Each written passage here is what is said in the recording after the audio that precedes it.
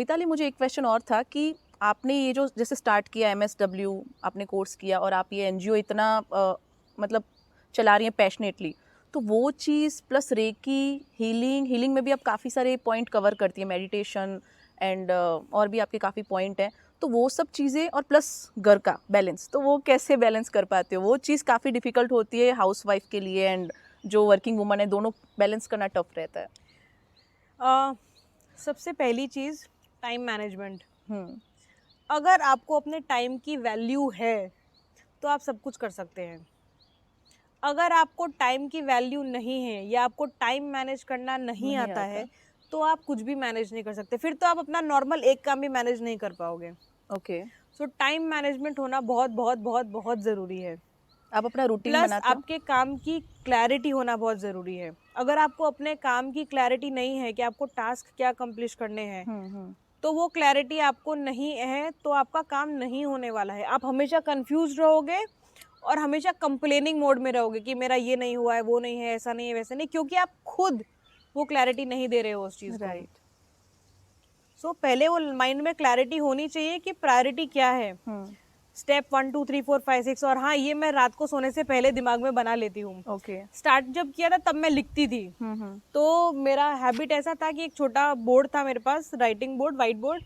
तो वो मेरे विंडो पे मैंने लगाया हुआ था। तो रात को सोने के पहले मैं टू डू करके लिख के सोती थी कि 1 2 3 4 5। अच्छा। और फिर नेक्स्ट रात को सोने से पहले मैं देखती थी कि मैंने कितना कंप्लीट किया उसके अंदर से। ऑलमोस्ट हो जाता था, कुछ पेंडिंग रहता था? स्टार्टिंग में नहीं होता था, अच्छा। स्टार्टिंग में एक दो ही होते थे, बट धीरे धीरे प्रैक्टिस करके फिर क्या है, माइंड उसके हिसाब से अलर्ट हो गया हाँ। कि यार you can be like this ना, आप ऐसे फेलियर नहीं हो सकते हो, कुछ तो करो, कंप्लीट करो। तो फिर हाँ। धीरे धीरे वो मोटिवेशन, सेल्फ मोटिवेशन आती थी। अच्छा। फिर धीरे धीरे करके अब मुझे वो लिखने की जरूरत नहीं पड़ती। अब मेरे माइंड में वो सब चीजें रहती हैं तो मुझे पता है कि कल मुझे वो कंप्लीट करना है, और राइट। हो जाता है। तो दोनों चीज़ें बैलेंस हो जाती इक्वली और मज़ा आ रहा बहुत मजा आ रहा है। है। राइट। और क्या करती हैं आप? मुझे रेकी के अलावा जैसे आप बता रहे थे, और क्या क्या आप करते हैं, मतलब लोगों को कैसे हेल्प करते हैं? सी मैं एक होलिस्टिक हीलर हूँ। हम्म। सो होलिस्टिक का मतलब है through all the angles, 360 degree. Okay. तो अगर कोई भी प्रॉब्लम है तो उसका सॉल्यूशन सिर्फ एक चीज़ पे रिलाई करके नहीं लेना है। आपको हर एक एंगल देखना पड़ेगा, क्योंकि प्रॉब्लम हर एंगल से आती है। कभी फैमिली इशू है, कभी फाइनेंशियल इशू है, कभी रिलेशनशिप इशू है, कभी हेल्थ इशू है, कभी करियर का इशू है, कभी जॉब का इशू है, कभी पढ़ाई का इशू है। तो प्रॉब्लम्स हर जगह से आ सकती हैं, तो फिर उसके सॉल्यूशन भी 360 डिग्री होने चाहिए। ये चीज़ आपने रेकी के बाद सोची कि नहीं, ये चीज़ मैंने MSW करते वक्त सोच ली थी। ओके, कि वो आपको टाइम, सारा हाँ। देखना है, हीलिंग के सारे तो पर्सपेक्टिव जैसे कि देखने मैंने हैं। बोला कि मैं बहुत क्यूरियस इंसान हूँ, तो मैंने एक चीज़ सीखी तो मुझे लगा कि नहीं, इसमें ये चीज़ मिसिंग है अभी भी। फिर दूसरी चीज़, तीसरी, चौथी, पांचवी, मैंने ऐसे I think approximately 12 to 13 healing modality सीखी हुई हैं। ओके। और मैं वो सब, जिसमें जितना क्वांटिटी रिक्वायर्ड है, जितना परसेंटेज रिक्वायर्ड है, जिस केस में भी क्लाइंट में, उतना मैं यूज़ करती हूँ एंड उसको रखती हूँ। बट मेजरली जो यूज़ होता है वो है hypnotherapy, counselling, reiki, meditation and crystal healing. So ये 5 तो रहते ही हैं हमेशा। इसके साथ अगर और कोई चीज़ यूज़ करनी है तो मैं उसको यूज़ करती हूँ फिर। आप कैसे जज करते हो कि इसको ये चीज़ की रिक्वायरमेंट है? मैं नहीं जज करती हूँ, किस हिसाब से उसको हीलिंग देते हो वो इंसान मुझे बोलता है आके। कि मुझे इस टाइप का प्रॉब्लम है? मैं आपको प्रॉब्लम नहीं बताऊंगी। ओके। ये फ़ायदा है एनर्जी रीडिंग का। वो आपको प्रॉब्लम नहीं बताता है? नहीं, हाँ। मैं उसको प्रॉब्लम नहीं बताती हूँ, अच्छा। वो इंसान मुझे प्रॉब्लम बताता है। आप ऐसा दिखाते हो कि आपको कुछ पता ही नहीं है, मतलब आपने उसकी एनर्जी मैं रीड की है, सिर्फ ऐसा नहीं आपको दिखाते हो? इंट्रीग करूंगी, मैं आपको सिर्फ क्वेश्चन करूंगी। ओके। जो मैं क्वेश्चन करूंगी और जो आप आंसर दोगे उसके अकॉर्डिंगली मुझे लगेगा कि हाँ, ये करना है कि नहीं करना है। ओके, मतलब आप उसको सामने से बोलने के सिर्फ मैं लिए पोक करती हूँ। हाँ, ताकि वो सामने से सारी प्रॉब्लम शेयर हाँ करे, आप हाँ, उसको इतना कंफर्टेबल बना देते हो यस। क्वेश्चन पूछ के, राइट? उसके बाद आप डिसाइड करते हो कि इसको ये उसके हीलिंग बाद देना हम है। डिसाइड करते हैं कि कितना लगभग टाइम इंटरवल रहेगा, या कौन सी थेरेपी या कौन सा टूल यूज करना है इनके हीलिंग के लिए। ओके। तो इसमें अभी क्या क्या चीज़ें मेजर आपको लगती है कि लोगों को ज़्यादा अफेक्ट करती है? Relationships, family on top. Okay. So relationship is a part of family, so family on top. तो childhood trauma, adult trauma, family lineage, family patterns of living या फैमिली वैल्यूज़, ये नंबर 1 पे हैं अभी इस मोमेंट पे। और मैं ये बोल सकती हूँ कि मेरे 100% क्लाइंट्स का जब वो प्रॉब्लम लेके आए हैं और जब हमने उनका रूट कॉज फाइंड किया कि प्रॉब्लम शुरू कहाँ से हुई थी, तो वो फैमिली पे ही जाती है ऑलवेज, 100% ऑफ द टाइम। इधर फैमिली वैल्यूज़ के अंदर कुछ चीज़ है, फैमिली पैटर्न्स के अंदर कुछ है, या चाइल्डहुड ट्रॉमा हुआ है, बट वो अल्टीमेटली जाती फैमिली में ही है। बट ये चीज़ आपने कभी देखी है, फॉर एग्जांपल जैसे कि आप जितना मेडिटेशन करती हैं, आप जितना फोकस्ड हैं, क्योंकि आपने ये चीज़ें काफ़ी साल से करते करते और एक्सपीरियंस से गेन की है, वो सामने वाले में अगर वो चीज़ नहीं है, जैसे आपने बताया एम्पावर, आप उनको एक बार सिखा देते हैं, देन वो खुद करता है, तो वो चीज़ पॉसिबल है उसके केस में, क्योंकि उसका माइंड या उसका जो फोकस है वो आपकी तरह स्ट्रांग नहीं हो सकता है, उस केस में कैसे करते हो? सी, जब हम वो चीज़ सिखाते हैं ना, तो वो जब वो इंसान उस सीखने के फेज में आता है ना, तो वो सारी प्रॉब्लम साथ में लेके बैठता है। ओके, वो अकेला नहीं बैठता है। ओके, तो फॉर एग्जाम्पल अगर आप रेकी सीखने बैठोगे, तो आप अकेले नहीं बैठ रहे हो, आप अपना बचपन से लेके अभी तक का जितना भी आपका लाइफ रहा है, जो भी आपकी समझ रही है लाइफ की, आप वो सब साथ में लेके बैठते हो। एंड जैसे जैसे हम सीखते जाते हैं, लेवल 1 के टाइम, लेवल 2 के टाइम, लेवल 3 के टाइम, तो 1 बाय 1 आधी चीज़ें तो आप खुद ही ठीक कर लेते हो। ठीक है, उसमें आपको किसी की जरूरत भी नहीं पड़ती है। हीलिंग, स्पेसिफिक हीलिंग की भी जरूरत नहीं पड़ती है, just the awareness is enough.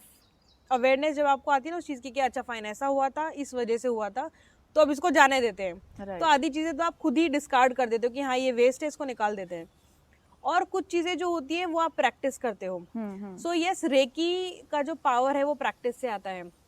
जितना ज़्यादा आप उसको प्रैक्टिस करते हो उतनी ज़्यादा वो पावरफुल बन जाती है। और उसके बाद 21 to 30 डेज का हम हीलिंग प्रैक्टिस करते हैं, वो मैंडेटरी होता है, सो दैट कि रेकी आपका माइंड एंड बॉडी का एक पार्ट बन जाए। राइट। तो जब हम वो एक प्रैक्टिस करते हैं, वो टाइम पे आई एम अवेलेबल 24/7।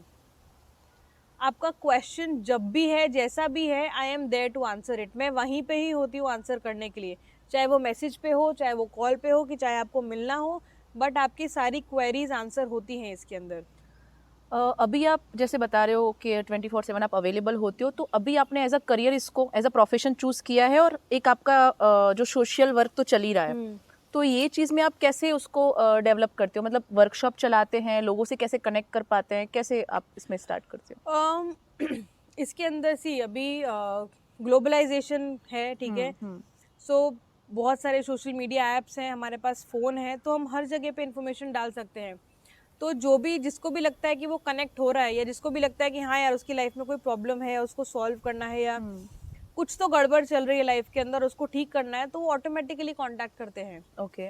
और थ्रू एंड थ्रू बहुत सारे लोग आते हैं। जैसे कि अगर आपने सीखी है, तो आपका एक एक्सपीरियंस, सेट ऑफ एक्सपीरियंस है, तो आप वो शेयर करोगे किसी के साथ, और आप जब शेयर करोगे तो सामने वाले इंसान को लगेगा कि हाँ ऐसा, आई थिंक मेरे लिए भी अच्छा रहेगा, तो मुझे भी करना है।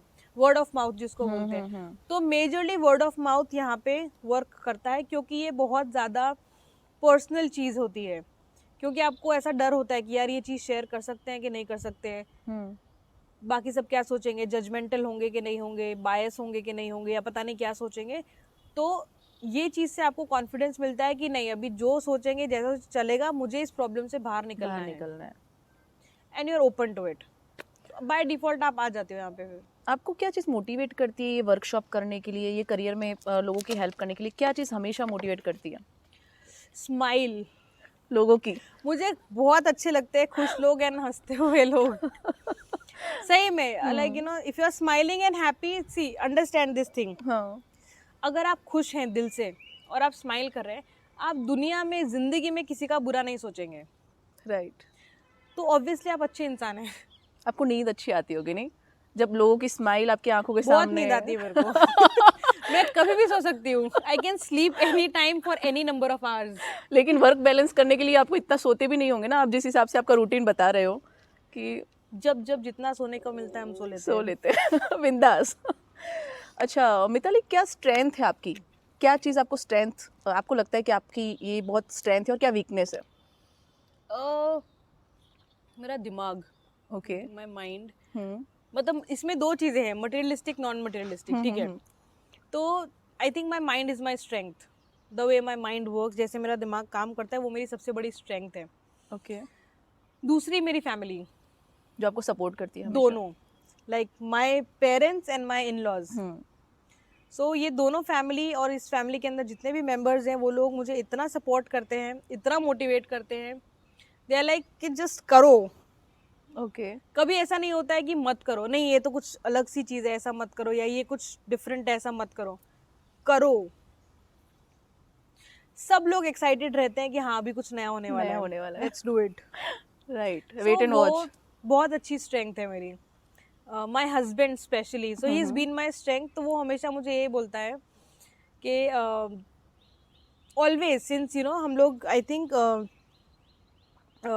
शादी हुई है उसके पहले से, like I should I am okay to be known by your name. Okay. कि मतलब जैसे नहीं क्योंकि हम लोग पेट्रियार्कल सोसाइटी में रहते हैं लाइक मेल डोमिनेंट सोसाइटी में रहते हैं, तो उसको ऐसा होता है कि नहीं मुझे चलेगा कि अगर लोग मुझे तुम्हारे नाम से जाने तो मुझे अच्छा लगेगा। Nice, very nice. तो वो एक अलग लेवल की स्ट्रेंथ एंड मोटिवेशन होती है कि अगर बहुत कोई ऐसा कम बोल रहा है मेल तो ऐसे क्यों होते नहीं? हैं, सीरियसली बहुत क्यों बड़ी नहीं? बात है।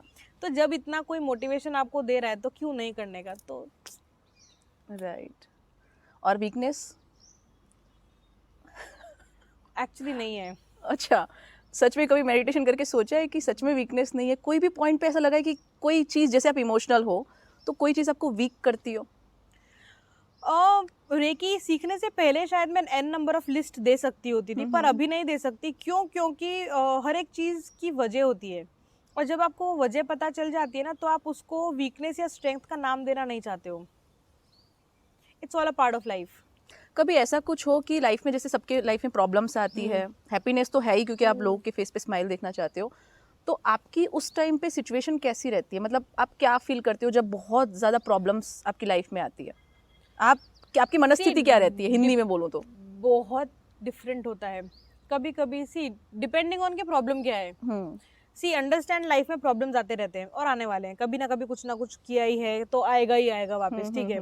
तो वो चीज़ जाने नहीं वाली है कहीं पे भी, बट आप उसको डील कैसे करते हो वो पता है। कभी कभी ऐसा होता है कि अकेले डील करना चाहते हैं तो अकेले रहते हैं, कभी कभी लगता है कि नहीं किसी फ्रेंड के साथ रहना है, उसके साथ वो चीज़ शेयर करनी है या बतानी है, तो उस तरह से उसको ठीक करते हैं।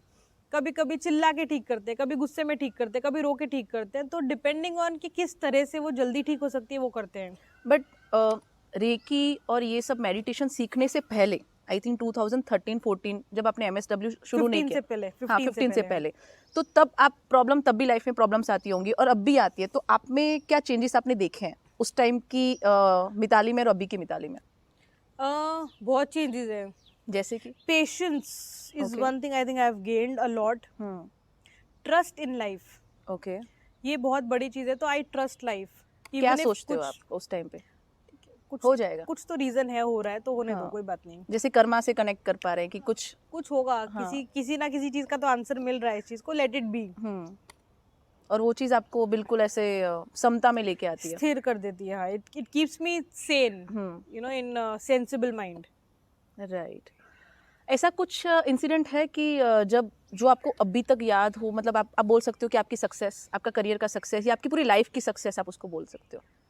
कोई ऐसा पॉइंट या कोई ऐसी स्टोरी?